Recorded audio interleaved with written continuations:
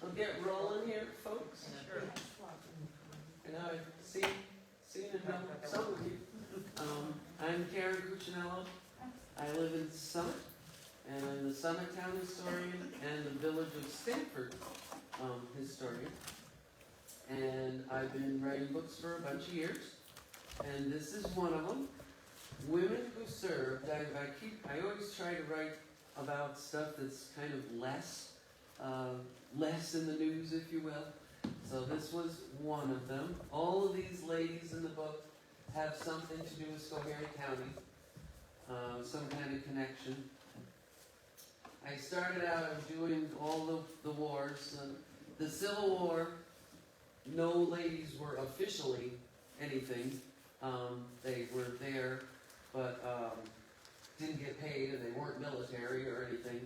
This lady was buried in the Stone Fort Cemetery, and she is thought to be the first anesthetist nurse during the Civil War. She did quite a few things. She's got a autobiography online.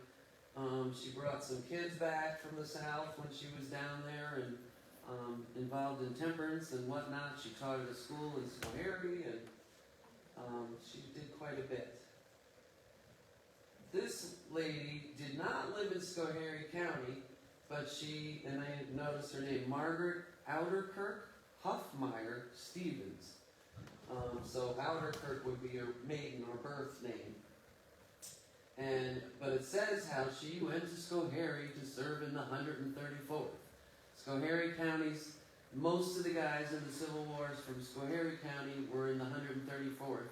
The 134th Regiment was a Schenectady County and a Schoharie County regiment. And so I did not find much about her, and like I said, she never did live here, but it says in the article how she came to Schoharie to serve with the 134th. Here's the Spanish-American War. There was actual nurses there.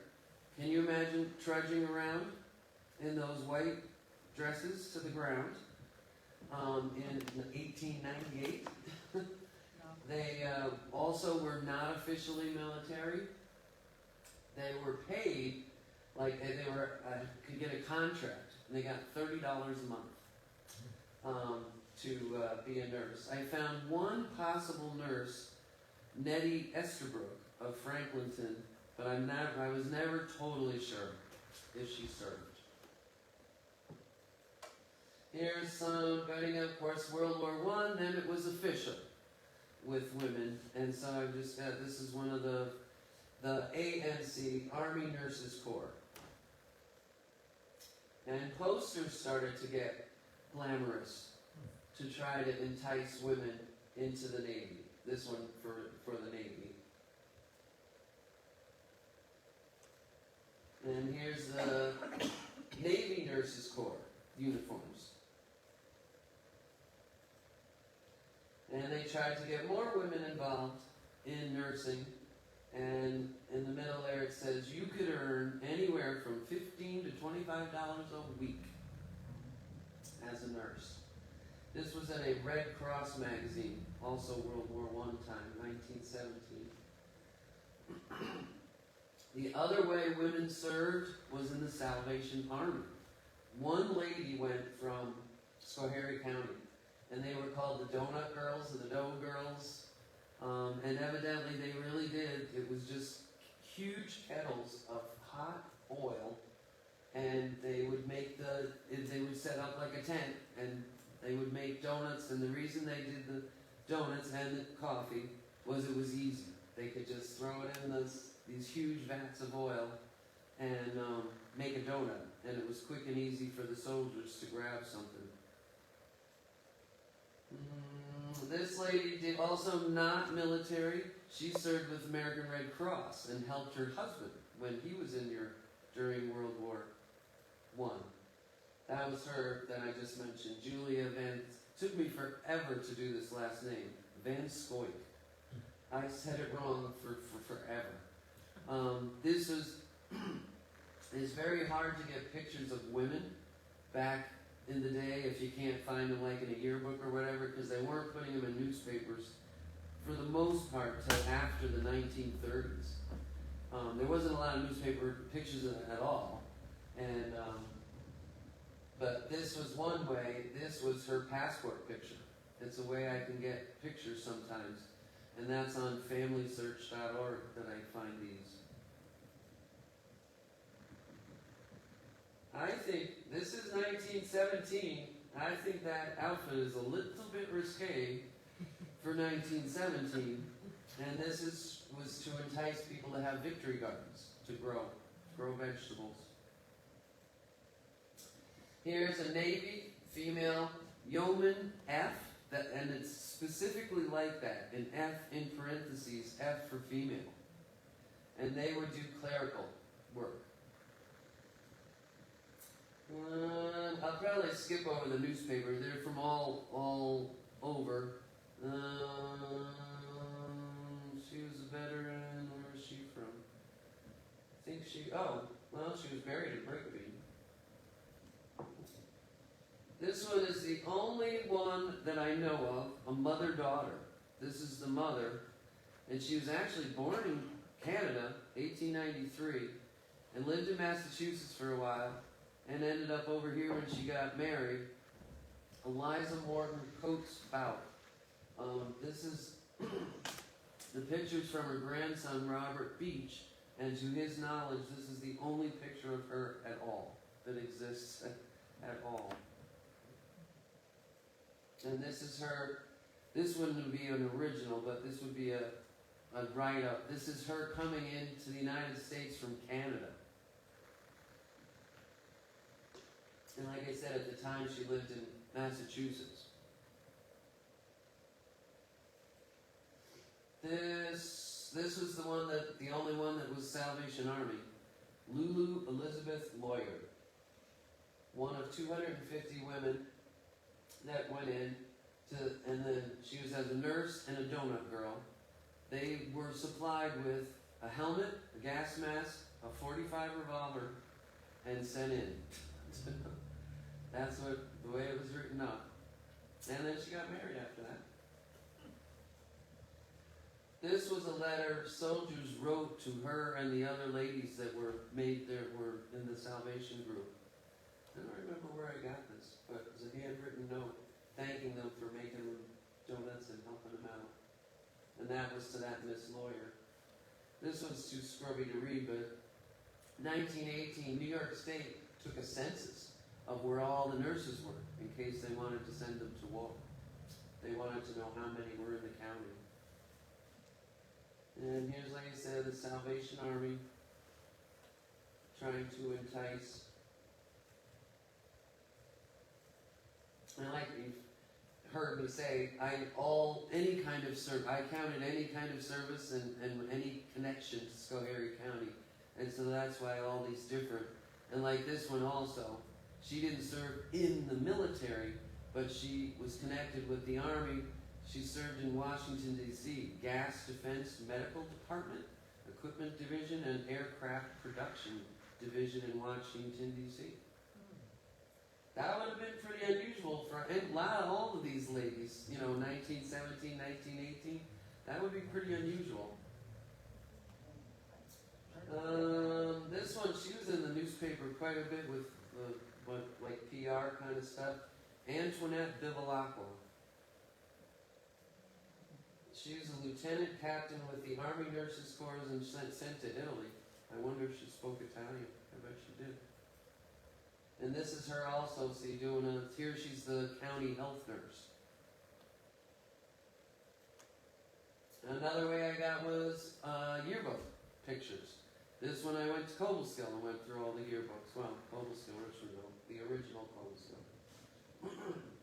This lady was stationed in Alaska. Alberta Devenpeck. Also, this lady was a Rosie the Riveter. She's from Richmondville, and she was a welder at GE. during World War I. Eleanor Ribbenberg, and she married Doug Peck. I don't know if any of you know the campground Highview in Richmondville from a while ago? Yeah, I know. It's not your zone, but they owned that. My husband's grandmother was a Rosie the Riveter. She lived in the Bronx, and she said she did like they said, you know, put, well, what do you call it? Got machines and whatnot together.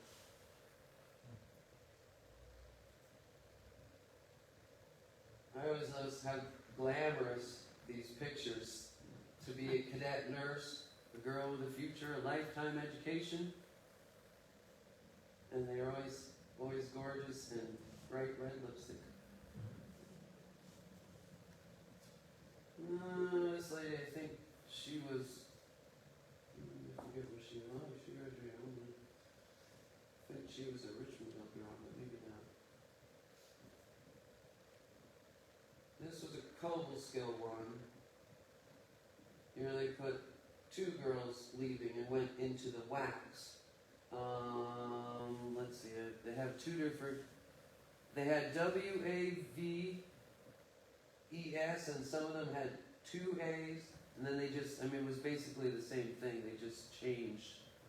Huh? The waves. Yeah, I know, I'm sorry. Yeah, they changed waves. Women, it stands for Women Accepted for Volunteer Emergency Service, is a wave. The wax or Air Force.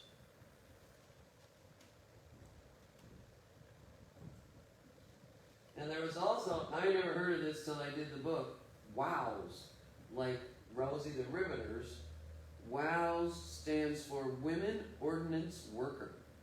And I had never heard, supposedly this handkerchief is distinguished a WOW. But they also, the Rosie the Riveter, they did the handkerchief too. This is the only female that I know of that died in service.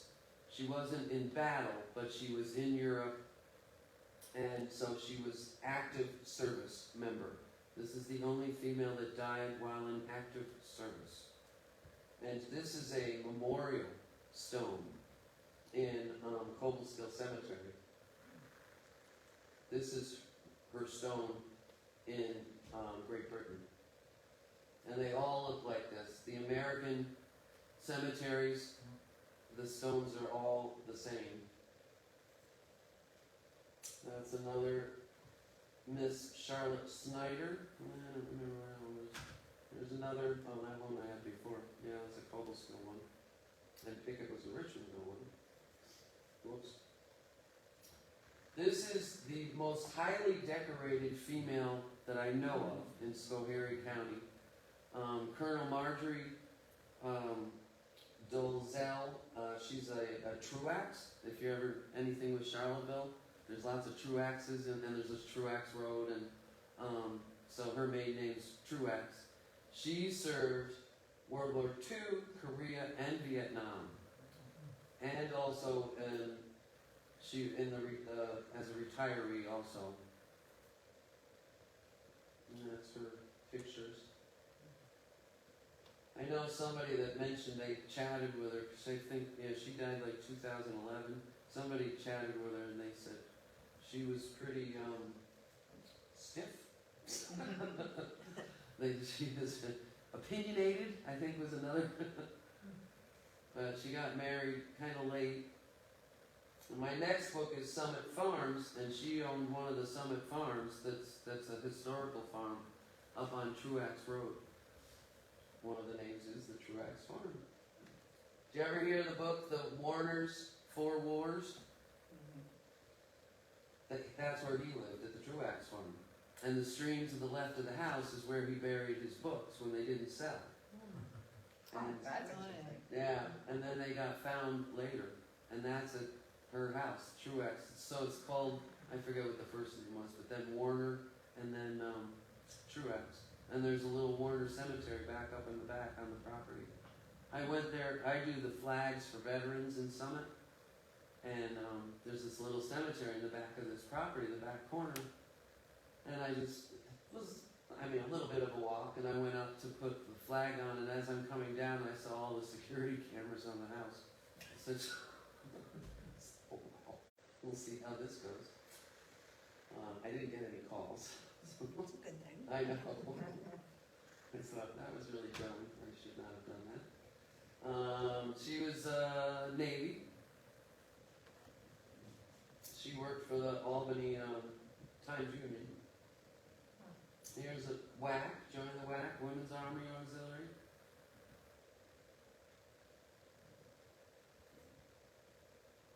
This one, it says South Gilboa. You often see her as being in Stanford.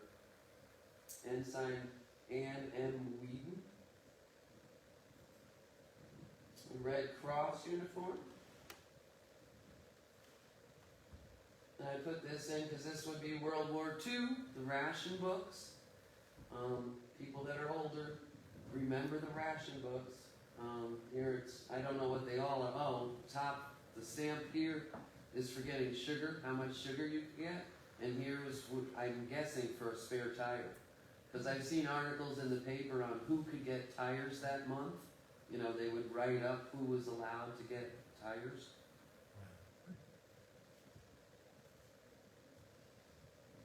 This I thought was quite interesting. Yeah, these are Cobleskill guys. They all were in the service. And Bradley?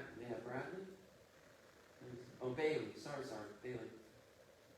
The sister was also in, possibly, probably not military, but she worked in the Brooklyn yards, in the Brooklyn shipyards, in military. I don't know how but yeah, her brothers all got in the paper, but not her. I thought that was interesting. Cadet Nurse Corps, now we're into World War II. Hilda Cobleskill. She also did a PR thing, you know, showing how helping the soldiers get boots.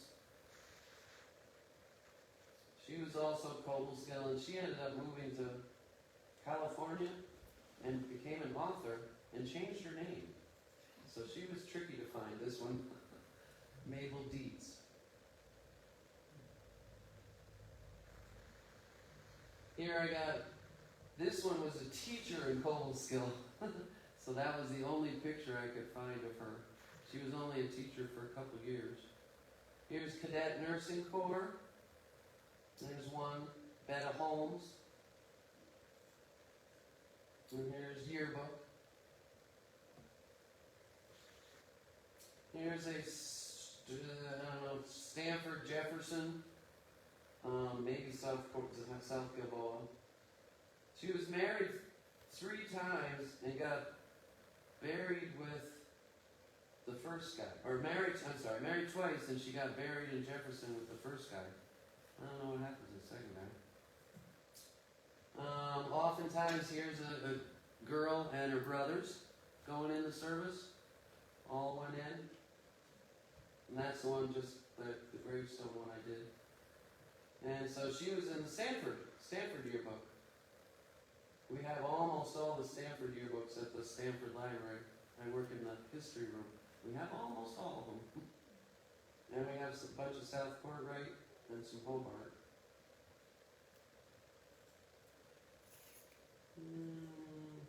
This is one of my favorites, sorry. This lady here, Hilda Matthijs, there's a newspaper picture of them here, and they switched them.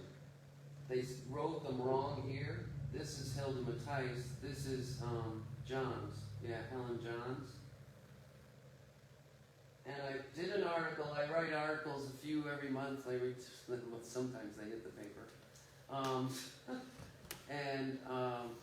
Hilda, because I had found that picture and I'd been doing my book. And I wrote something about, if anybody knows any more, let me know. Because I didn't find out, whenever I write about somebody, I try to do beginning to end. Where they started and, where they're buried or whatever. And I couldn't figure out what happened to her.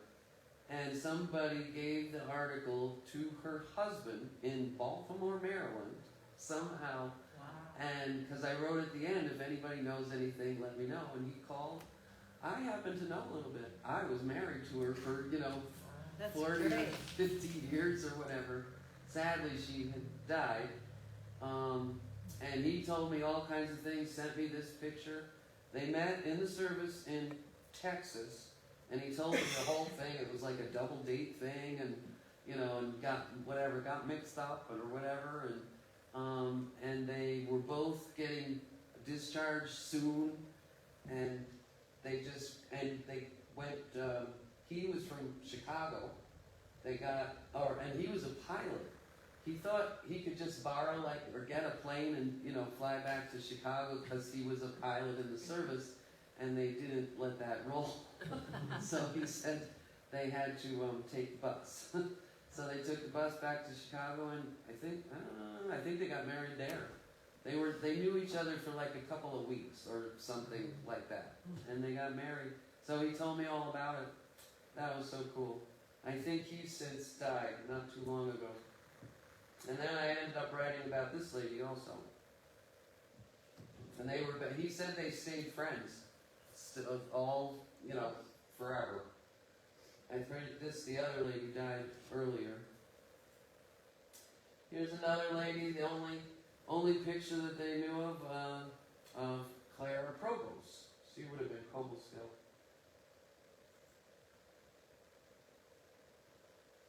Wow. She was at West Point. That's pretty spectacular. Here was in the Cobblestill newspaper for recruiting, World War II. If you're between 20 and 50, and have you any children under 14, have you had at least 2 years of high school? That was enough. Sorry. I apologize. I never get calls. And this was to entice women by saying you could get the same ranks, to try to entice them in. Free a man for fighting. That was generally the gist, was to have women join to do the office work, was the general, which I can understand, and so here, free a man to go into active duty. And there was not a lot, but some women went into the Marines. One of them that I got at the end here is Gilboa. I think I only found a couple who went into the Marines. Proudest title of the Army. So this is an advertisement. This lady was Central British. I think I talked to this lady. I talked to 2, maybe 3, that were still alive. Here's here's sisters, both of them the last name Baxter. This was the one at the beginning. I said a mother-daughter. This is the daughter. And I also got the picture. I don't remember how. I must have found something on Find a Grave, and I ended up communicating with the son, Robert Beach, to get the pictures. I go bananas to try to get pictures, because otherwise get lost. And here's in the nurse's corner, that's her, Florence Pack. And that's her gravestone, Stone Fort. Here's another brother-sister. And this I had never heard of until I did SPARS. SPARS is the National Guard. Or no, sorry, wait a second. Oh, that was silly. Coast Guard. Right. And the United States Coast Guard is SPARS. SPARS stands for Semper Paratus, always, meaning always ready. Is what and there was a few that joined the SPARS. The Coast Guard. Not a lot, but there was a few. Girl in Binghamton. And as you can see, I could find stuff from all over. Once in a while, like these were Binghamton newspapers. I think Yeah, this lady was from Harpersfield / Jefferson, so that would be, probably why she was able to get in a Binghamton paper. Here's another brother-sister, Richmondville. I thought this was interesting. The proper way to dress, and how the sleeve, add attention, thumb is alongside seam of skirt.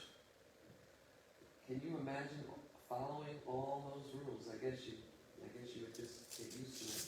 Shoes are plain, black leather, closed heel, and toe black stitching. Another poster for the waves. There's a lady that I found. She was Schoharie. She outlived 4 husbands.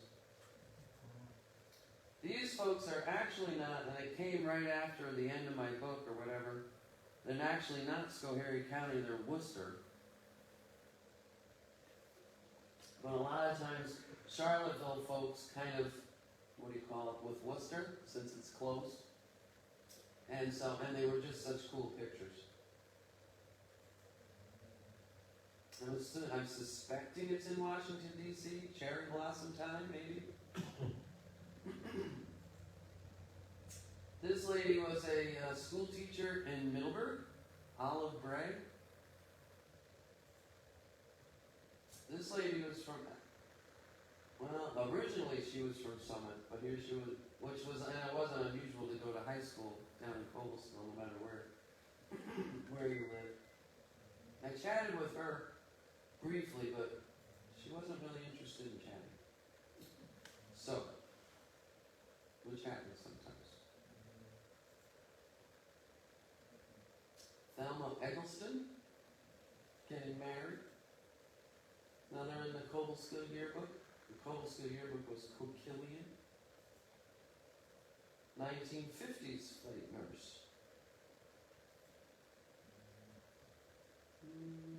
This goes from Seward, Southport. And then, of course, with women, it also is difficult. 9 times out of 10, they got married, and then the name changed. That one was also. I found a few in the Schoharie yearbook. Their yearbook was called Yo Schoharie.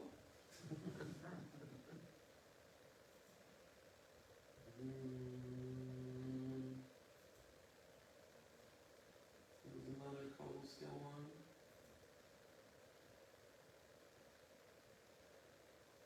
Well, I think that lady I talked to. Yeah, I think so. And she was in Syracuse. See, here now they changed it to just WAC instead of WAAC. Probably took, whatever, $100,000 and 10 people sitting around a table to change it. And this is that Olive Bray I mentioned, was a teacher in Middleburg. And women got listed under the same, any of the wars, they would have a section. Servicemen's notes, and the women got listed there. Tony Schiponi, she was in the military for a long time. This lady was also probably the next highest ranking in the county, and she was from Esperance. What's her name? Jane Barton. And she didn't die too terribly long ago. I just kind of get a kick out of this one. This one was Schoharie yearbook. She was a waif, Air Force, and I got kind of a kick out of the saying for her. They all had quotes in the yearbook of whatever. Quiet yet alert and full of fun. She does not look Full of fun. No, she does not look happy at all. This Alida Brown, I kind of think she was Cobblestone. This is a all-women's American Legion post. And I forget if it was Albany or Schenectady. I think it was Albany. And she was one of them in it. I think that's, Mabel Dees went out to California. I think that girl's a Middleburg one. There's another Schoharie one.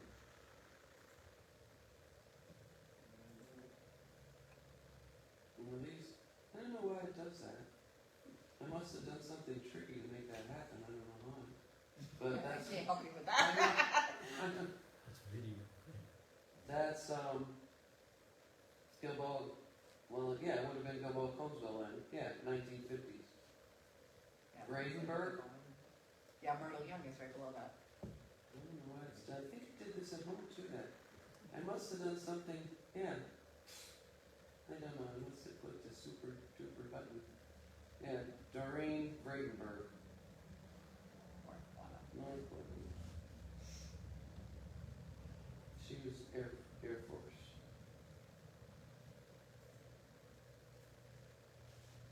That's Middleburg. Yeah, I'm pretty sure this is the one I talked to. She was evidently a sharpshooter, and they also had a softball team. Their own female softball team. Yeah, that's the one I talked to her on the phone. Sarah Dumont. Dumont?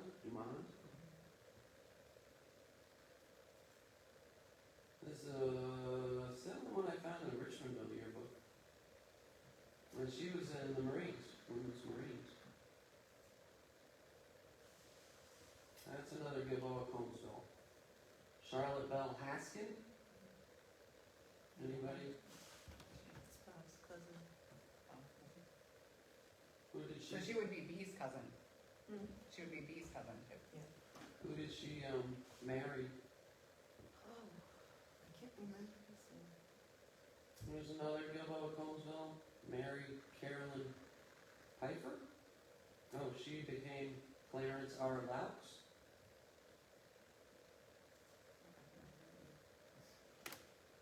Yeah, this lady was one I had a picture of before. She was in the military quite a while. Spinello. And that, you can't really tell. In the middle, that's a, like I said, like a PR kind of a photo, or a photo op. Charlotte was an inspector in a meat place too. She was tough. Oh, the one that Yeah, mentioned Charlotte before? has. Out Albany way or around here? No, I think down there. That's where she met her husband. Huh? In Oh, service. okay. Because you did have a meat place, I can't remember. Prattsville? You know, something sort of close. Emily Stalker, she was also, I think she was Seward or Global Skill. Sharon Springs, there's not too many from Sharon Springs. And this one was this was a Gilboa Conesville, she was Marines. Yeah, Vanderheim? Anybody ring a bell? And then I did just a couple of pictures. A lot of this is where they would go for training. Bainbridge, Maryland was a place that they often, not always, but often went for training.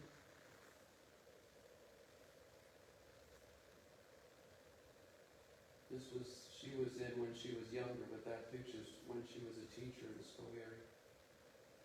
And that's the lady that's Jefferson/Harpersfield. And I think that's the end. Oh, almost. Yeah, I just did a couple of gravestone pictures. This is the one I finished with the "We Can Do It," Rosie the Riveter. Became quite the iconic picture. And I think, yep, that is all. Any thoughts or questions or whatever? I was gonna say, aside from Rosie the Riveter, there was also Minnie. And she Really? was very glamorous. And she had beautiful clothes and beautiful shoes and pocketbooks. And the song would go, Minnie's in the money. And she was a working girl. Really? During this time. Oh. I don't know what she did. Do you know, Kim? No, Had you heard of her though? like not a lot. There's a video of her, like the old songs, you know how they used to make the films and stuff. How would they, yeah, Minnie the something, But she or was, it's just Minnie.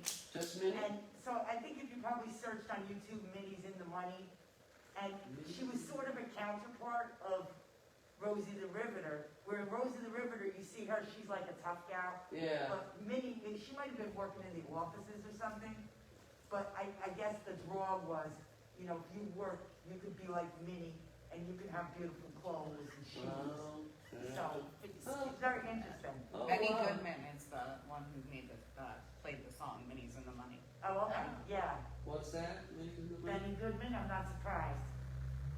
Benny Goodman. Oh, wow. Yeah. Any other thoughts or whatever? I just wondered when you spoke to any of the women, were a lot of them nurses during the time, and did they have any stories about, were they in hospitals and combat areas or anything like that? I'm trying to think of that one I talked to in Syracuse. She didn't like say a lot. You know, she enjoyed her military time. Yeah. She didn't like expand on, Right. but yeah, most of them would have been nurses or office. Right. Right. None of them would have been in the field, Right. active. Like I said, there was only the one that was considered died in service. Well, I mean, what about like the Civil War? There were women in the field then. Yeah, but they wouldn't have been military. Right, so were any of those women, did we have any of those women here that were nurses that might have gone through?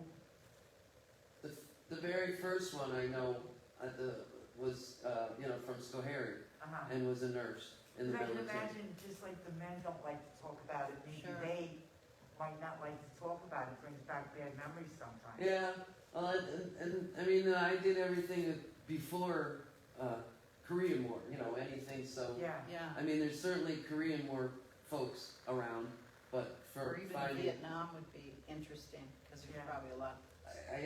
I just whenever I write a book, I have to decide when I'm gonna, you know. yeah, tell When everything, you- you Stop. gotta cut it off somewhere. And it's kind of easier to do dead people. Sure. It's it's They kind don't of complain. yeah. Right. so anyway, I decided to stop at Korean War, but yeah, maybe someday I'll go on to the rest.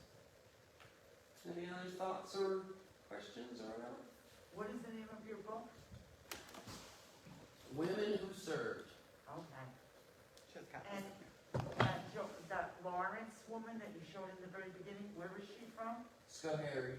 Okay. Yeah, you can look, there's quite a bit you can look up online about her. She's rather controversial. Really? She brought slave children back from the South, Oh, and they say it was wonderful, but then there's also, they say she brought them back to work. to make I'm trying to think of the word, a big deal about it, to look good. Yeah. You know, yeah. look at me, and then yes, some of it worked. One of them was a real good singer, Uh-huh. and so they said, did she really bring these kids back to be nice, or? Yeah. Yeah, but you're right, yeah, the one was a singer, yeah. Oh. So yes, her autobiography is kind of interesting, she's a bit controversial. So where would one find that autobiography? Her name, I just closed it. Okay. What do you call it, Lawrence? Catherine Lawrence. Yeah. Does she have more in her name? No, I don't You know, like I'll Google it. Catherine, I've got Catherine / Kit Lawrence. I wonder if Kit was her nickname. But if you put Catherine Lawrence, Schoharie County, I bet you'll. Yeah, she's kind of, Yeah. she's I'm sure kind she's of my interesting. most relative. Yeah, her autobiography is very much swayed her way, you know, it's which Well, as are most, right? and so, You write it yourself, so you can But- put it any twist you want on it, right? yes, but yeah, some say she exploited these kids that she brought back, but who knows, this was whatever, 200, almost 200 years ago, so I don't know. But yeah, she did. Sounds like she did a lot going into service. I can't imagine because they would have had to go on their own. Nobody's going to pay them. They weren't military. They weren't, you know. Yeah. So they would have to go on their own. Well, might have been a good way to meet a husband too. Yeah, she never. Well, could be sure. She never got married. Catherine Lawrence never got married. But yes, that could have been. Certainly could have been. And I did bring a few of my books if you're interested, and I have assorted other books if anybody's ever interested. Thank you so much. Question? No, I was just gonna say, didn't a lot of women travel with their husbands, like to cook for them during the More so in the Revolutionary War. During the service? Civil War? You know, that would. I could be, and I've heard That, yeah, not all of them, but Yeah. certain ones the traveled only with. I've heard that. I'm sure it's true, but I think that's more so true for the Revolutionary War, the earlier periods. could be, and it certainly could be. But 9 times out of 10, there was kids. Right. So, yeah, right. Yeah, you know, like a lot of them, they went off, and there was 3, 4, 5 kids. And they had other women too, you know, they did bring women that would do the washing and the cooking, you know, so. But probably, you know, I guess they would have had to still been single. They wouldn't have dragged the kids, not in 1860s. Yeah. So, but I'm sure, yeah, I'm sure it happened. Well, at least, I mean, I don't know. There's all kinds of stories of them dressing up, you know, to look like guys so they could be there, and Sure. I don't know. Or turning big homes into, you know, like hospitals. Spaces and Oh. hospitals, sure. Yeah, and then of course, I mean, we didn't have it up here, like Right, Pennsylvania and below. We didn't. Right. right. I don't. Yeah, correct. I don't think there was any battles in New York. I don't think. For the Civil War, Yeah. I don't think so. Yeah. Right, Nothing New really went Jersey, further you know, than New Jersey. New Jersey. There was in Pennsylvania, but Pennsylvania, I yeah. don't think there was actually in New York. But if I remember reading right, New York sent the most of other states. And but yeah, there was no Yeah. battles here. New York was more focused for the Revolutionary War, Well, yeah, one of the original yeah, colonies, of course. yeah. But so anybody here working on something or writing an article or whatever? Spend so much time teaching, it's hard to get the time to do writing, but it's always out there. Just you gotta get it on paper. One of my main impetuses is zillions of people through the years collected info, collected, and died, and it Yeah. never went in print. Yeah. And so, one of them we've got tons of information at the Stanford Library is Eugene Boughton collected. He's got his stuff. Someone's in the Stanford Library. There's some of his stuff in Albany. There's some of his stuff in Cooperstown, and he never put it all together. And he collected tons. Yeah. So anyway, and I recently heard that there's Cooperstown, the library there is. I didn't fully realize that, and that Siegel lady called me. They're closing? I guess they're done. It was this. I can't remember the title. State Library, but Yeah. in How does that Cooperstown, happen for a town like Cooperstown? they You would think- disbanded and divvied out what was in the library. And I said, well, I know that they didn't have tons, but they had Schoharie County stuff.